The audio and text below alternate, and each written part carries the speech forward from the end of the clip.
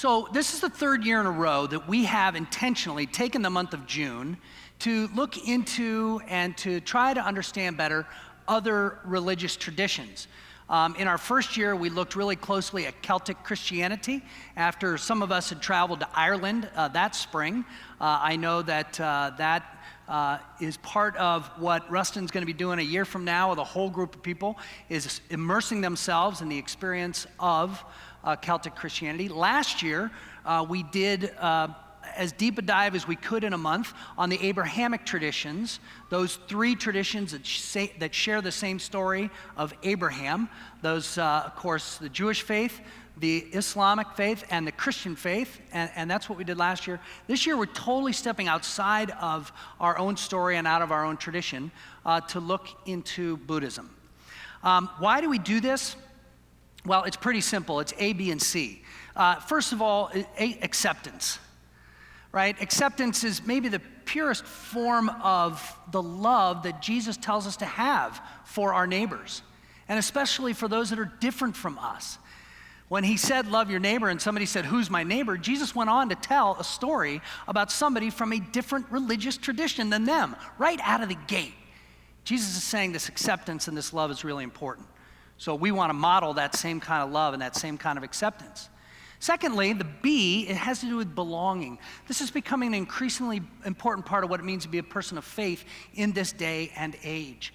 And in our ever-shrinking world, that sense of belonging means that we're going to cross paths with people of different traditions and different understandings of the divine. And to the degree that we can understand them is the degree to which we can depend on one another and take better care of one another. I said last week, and I truly believe it, our future depends on this kind of work in the world.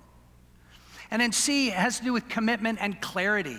As we dive deeper into our own tradition and our own understandings and into those of others, we deepen our own. We open our own eyes. If you don't learn something about Christianity along the way of learning about Buddhism, I will be very surprised. And in that clarity, we arrive at a place of deeper commitment, or at least a different kind of commitment. And as we say, we're either growing or dying. And I, for one, prefer to live and to do so by growing. Os Guinness gave us a quote last week: comparison is the mother of all clarity.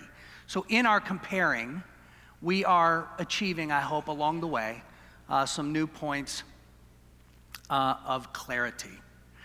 So we're diving into this. We know there's a small measure of risk in doing this kind of work. I'm totally comfortable with that because I think the reward is huge. And we're not going to cover it all. It's ridiculous to even think about it. And we're going to certainly make some mistakes along the way. And again, I'd rather try and make some mistakes than not try at all. So if you're up for that with me, let's get right into it. The overview is pretty simple. Last week, can you grab me the water? It's right over the ledge there. Last week we looked at Buddha basics. Just who's Buddha? Who is he as a character in history? Next week we're going to look at practicing Buddhism. Thank you, brother. Practicing Buddhism is really at the heart of their reality. It's not about beliefs, it's about behavior. But today we're going to dig at least a little bit into Dharma if I do better than I did at the 8 o'clock service, because I was about 25 minutes in at 8 and I realized I hadn't even gotten to my main point yet. Hence the water. We're talking fast. This overall sort of arc is pretty simple. Jesus, Buddha, and me. We begin with Jesus. We always do. And then we look at something else and something different, maybe something we don't understand. And then that comes back to us. And again, the hope and the blessing is that we learn along the way. Digging into this is going to reveal some differences, but also some really pretty beautiful similarities. And in your mind's eye, I need you to create a Venn diagram, like two circles, right? A circle with Jesus in the center and a circle with Buddha in the center, and watch the ways those overlap and pay attention to those, and also watch the ways in which they do not overlap. Some very significant differences between those things. And as a reminder, every Wednesday, there'll be a terrific lecture in the chapel. We packed the room last Wednesday night for Busho Lan, an ordained Zen Buddhist and a spiritual director, and he did a beautiful job. just being able to go deeper and longer on some of the things that I'm really admittedly just glancing off of. Quick review last week. This is the part I'm going to try to go super fast on. Last week, we talked about Siddhartha Gautama. That was his birth name. He wasn't born Buddha any more than Jesus was born Christ. Buddha and Christ are both titles. They're not formal, proper names. He was born sometime between 400 and 500 BC, and he was born between the areas of what we would understand today to be Nepal and India. Most Buddhists still reside in that general portion of the world, sort of the whole right half of the screen in front of you. Jesus was born about 400 or 500 years later. You see on the far left of the screen a little yellow dot that would be there in that area of modern-day Israel. We know that Siddhartha Gautama was born into royalty. He was the only son of a king. We understand that his mother died in childbirth, which created a unique, I think on Father's Day, worthy of pointing out a unique relationship immediately for him. And it became his father's sort of role in life, goal in life, to protect Gautama from pain and suffering. Along the way, he did get married. He himself had a son. And as the story goes, he went on a journey, or maybe multiple journeys. He left the palace, he went outside the walls, and in that moment had his first exposure to pain and suffering. He saw poverty, he saw illness, he saw old age, he saw death, things that he had never seen before inside the confines of the palace, and it created for him an existential dilemma. Why is this happening? What is going on? What am I supposed to do about this? What about me? How's it going to impact me next? And most importantly, what is my response to be? He decided to leave the palace altogether, left his wife and his son behind, and tried first to do what he saw other people doing. He was seeing some monks practicing asceticism and decided to leave for himself an ascetic life, like the monks of the tradition of his day, monks that would live on very little, if anything, and that was within the context of a Hindu culture. So Siddhartha was born into that culture and gave it a try, but it didn't work for him. And he knew what was happening back in the palace. He already knew that that wasn't going to work for him. On one end of the spectrum, extreme asceticism. On the other side, massive wealth, power, and privilege. He chose a middle path. And that middle path led him to a place where he would meditate and be mindful and thoughtful of suffering in particular, sorting it out in his own mind, spent several years beneath a Bodhi tree, and was then eventually awakened. He was enlightened. And that's what Buddha means. It means the enlightened one, or the awakened one. So then Siddhartha Gautama became the Buddha. He began his teaching and his discipling of other people. At about the age of 80 or so, it is said that he died of food poisoning, of all ways to go. Now, you should know that this past Wednesday, our lecturer said, everything you've just heard may or may not be true. And he also said to him that it really doesn't much matter. An interesting commentary. Again, when you've met one Buddhist, you've met one Buddhist. So keep that in mind as I refer to last Wednesday. Now, what we do know for sure is that these teachings of the Buddha went on well after his death. 300 or 400 years after he died, the people in his tradition began to write things down. And they began to write them on these thin strips of bamboo, and this became what we call the Pali Canon. These writings formed the foundation of the first school of Buddhism that we would call Theravada, and there are many schools and traditions that have developed since then. And the timeline here would demonstrate from the far left side the beginning of Buddhism, and the right side, all the many expressions of it that we'd find in modern day. I would say that if we slapped a similar slide up for Christianity, it would be even more expressions on the right side of the page, from a single source in Jesus to thousands and thousands and thousands of denominations. Same kind of reality in Buddhism.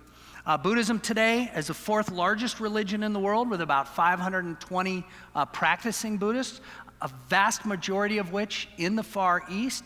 7% of the world's population, but in North America, maybe about 1% of the population.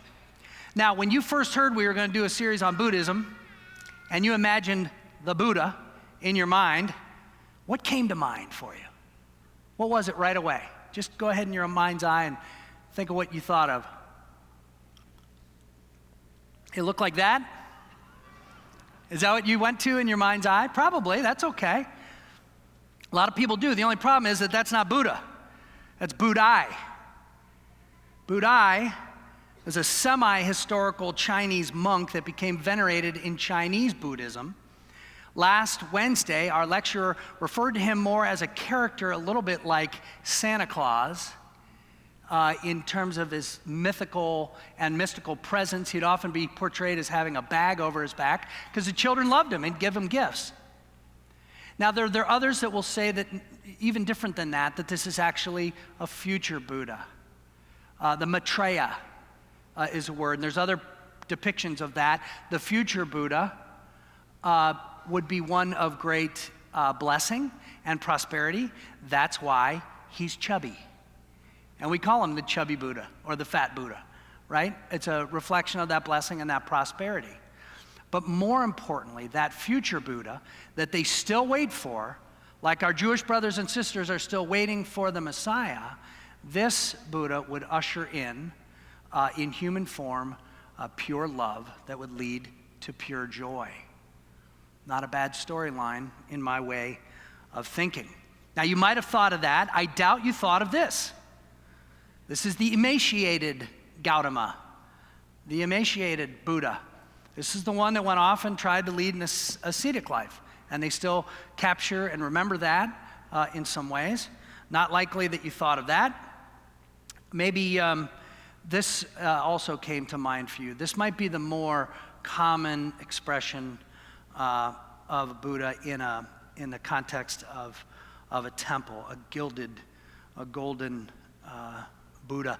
There is no more an authoritative depiction of Buddha than there is an authoritative depiction of Jesus, right? Every culture, every age, every geography has its own understandings. I always like to point to a picture of Jesus when I got from my church when I was 8 years old.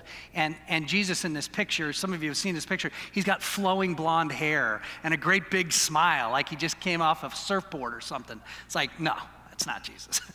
It's a nice picture, but that's not even close to historical reality. So same kind of reality with Buddha. Today, as I said, we're going to try to dive in a little bit as much as we can into Dharma. Dharma is simply the teaching. And there are different schools that have developed over time. You saw that one chart. The Theravada tradition is that first one, sort of the most ancient, the one that stays closest to just the teachings of Buddha in the Pali Canon. We might refer to this as an orthodox group for what that word means to us, but that word wouldn't make any sense to a Buddhist, because Buddhists are all about orthopraxy, right behavior, right practice. They're not about right beliefs or right convictions, orthodoxy. But if it helps you understand, Theravada stays really close to that original source. Mahayana, on the other hand, is lots of different expressions. And you saw on that chart also how that one expression just kind of multiplied into things like Zen Buddhism, Tibetan Buddhism, Pure Land Buddhism, and some of these other forms. It's a little bit like the United Church of Christ when we say God is still speaking, a reflection of one of our founders who said God has more truth and light to break forth from his holy word. The Mahayana traditions would sort of embrace that idea, that we have these teachings, we have these original parables, but there's still more learning and translating and understanding for us to do. Gosh, there's so many important, big pieces of teaching. The cycle of rebirth, the universal truths. Next week, we're going to talk about the Eightfold Path. I want to spend a couple minutes right now just to set up the Four Noble Truths because, again, our speaker on Wednesday suggested that many different expressions would all still return to these as the Four Noble Truths. And they are as follows. First, that life is suffering. The word is dukkha. On Wednesday night, Busho referred to this as the diagnosis. The reality of life is that we suffer. Scott Peck wrote a book in the 1980s called The Road Less Traveled. Anybody remember the opening line? Life is difficult because it's full of suffering. I have many times suggested to you that there's two kinds of people in the room. Those who have known pain and suffering and those who will know pain. It's all the same idea, that to live is to accept the fact that life comes pain equipped. Now it sounds like kind of a downer, kind of a bummer, but in my way of thinking, it just helps us get ready for the reality and the eventuality of what it means to walk around, especially on a day like Father's Day, having a child, just being ready to walk around with your heart on the outside for the rest of your life. Right? There will be pain and suffering. The dukkha. Secondly, the source of that suffering for Buddhists is a clinging and an attachment, desire. The word is samadua. This again, Busho referred to this as the cause. And it feels like a not quite rightness. I heard a Buddhist teacher use that phrase recently. A not quite rightness. Just in our very soul, that causes us then to cling and try to attach ourselves to the wrong things. There is a way out of suffering. This is the third noble truth. The Nirodha, I'll find out how to pronounce that on Wednesday, and you'll join me in learning something on Wednesday. This is the prognosis, that relief is possible, that we can do something about this suffering. And in the Buddhist tradition, it's kind of a bootstraps approach. For Christians, it's not quite the same, and there's an important difference there. The acceptance, understanding of suffering, and the response in a Buddhist kind of tradition and Buddhist sort of way would be to eliminate it, right, by mindfulness and meditation, to manage that pain and suffering, or even to avoid it if possible. For Christians, we might think more about it as a readiness to lean into it. To know that we have to go into that pain, but to know that we never do it alone. For Buddhists, there is no God, N-O. For Christians, we go into pain and suffering, and in that place, we know God, K-N-O-W, in unique ways, but not exclusively. So life is suffering. The source of suffering is clinging and attachment. There is a way out. And the fourth is the way out is the Eightfold Path. We're going to talk about that next week, so I'm not even going to spend 12 seconds on it, except to say that that's the treatment. That's what our guest last week said about that fourth noble truth. It's the treatment, it's the practice, it's the way. And he said, leading to moments when you don't need anything to be different. Wouldn't that be a great place to reside? Anywhere where you don't need anything to be different. Now, that said, the Four Noble Truths, I want to lift up this week what I would call just four similarities, generally speaking. If we already see the difference in our approach to suffering, and the scripture reading from Romans 5 talks about that. That's Paul translating, what Jesus meant to him and taught him. He said we can embrace that suffering because we know that suffering produces endurance, and that endurance produces hope. It almost sounds like we want pain and suffering, but of course we don't, and we would never wish it on another person. But when it comes, we know that by God's grace in Jesus, we can step into it because it will produce endurance in us, and that endurance produces hope. Hope that never fails. We don't get to do that work entirely on our own, whereas a Buddhist would believe that he or she could literally practice their way into that kind of peaceful state relative to suffering. So there's that difference, but a couple of quick and I think really important similarities then.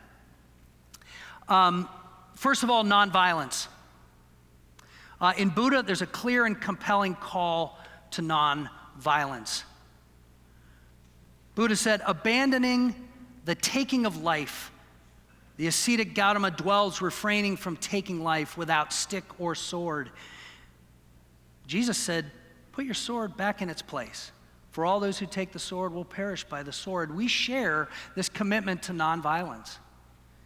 We know far too often across history that we have caved to violence and deferred to that darker side.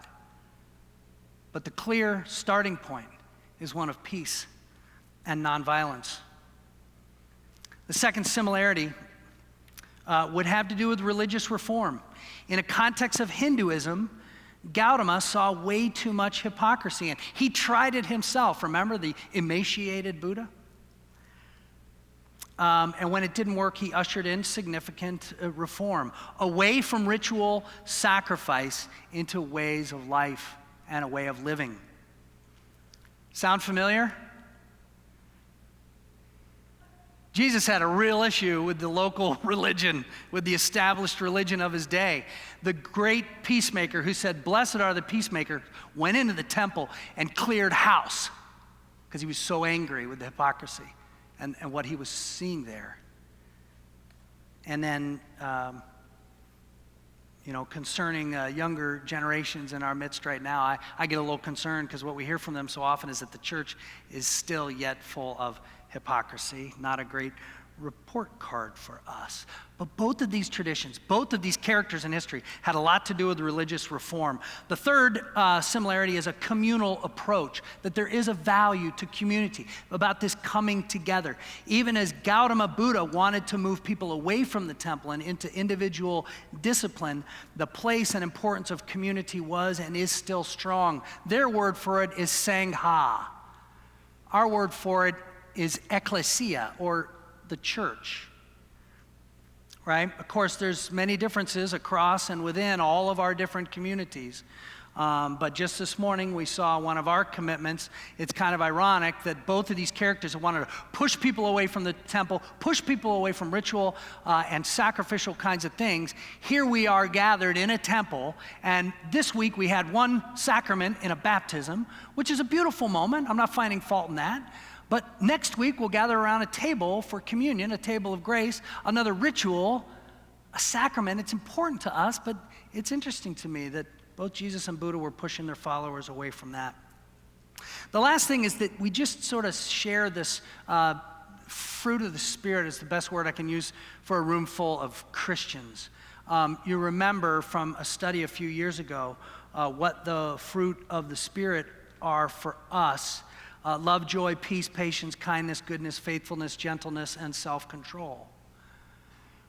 There's a similar just kind of feel between these two traditions. And I think that's worthy lifting up. Our speaker, Busho Lan, last week I thought it was really funny. He grew up Catholic, and now he's full-on Buddhist, and he called himself a cat boo. And he said, there's Lutheran Buddhists too. And Buddhist Lutherans, we call them Lubus. And then he said, well, there's even Jubus out there. So all these different traditions that have enough in common that they can draw from one another, recognizing and being honest about our differences as well, which is where we will go next week. So preparing ourselves for next week and being able to be honest and embracing our differences, I wanted to be first honest and share with you some of the important similarities. And as the week unfolds toward Wednesday, I hope you'll circle that on your calendar and come and hear from a real expert in this area who might be helpful in fixing some of the things that I maybe have said wrong. But let's give thanks to God and continue worship. Gracious God, thank you for the minds that you have given us. You have created us with beautiful minds and invited us to use them and to think, to ponder you, not just for the value that has to our own personal edification, but for the blessing that can make of us in your world. So do that now. Make of each of us a blessing. In your name, amen.